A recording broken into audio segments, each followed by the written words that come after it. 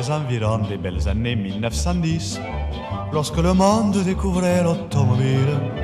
Une pauvre femme abandonnée avec ses fils par son mari qui s'était enfui à la ville dans une superbe Panhard et le Vassor qu'il conduisait en plein essor. Lui écrivait ces mots d'espoir en pensant que peut-être un soir il reviendrait tout comme avant au lieu de partir dans le vin. Je t'attendrai à la porte du garage, tu paraîtras dans ta superbe auto. Il fera nuit, mais avec l'éclairage, on pourra voir jusqu'au flanc du coteau.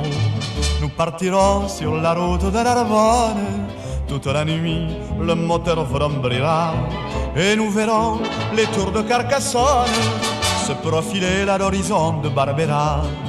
Le lendemain, toutes ces randonnées nous conduiront peut-être à Montauban. Et pour finir cette belle journée, nous irons nous asseoir sur un banc. Quel programme elle avait trouvé là. L'époux volage, hélas, ne revint pas si tôt, escamoté par son nuage de poussière, courant partout, Nice, Paris, Paris-Bordeaux, sans se soucier de sa famille dans l'ornière. Il courut ainsi pendant plus de 40 ans, et puis un soir, tout repentant, il revint voir sa belle d'antan qui avait appris à ses enfants ce refrain que les larmes aux yeux, il répétait aux deux bons vieux. C'est la minute d'émotion, ah quel bonheur à la porte du garage.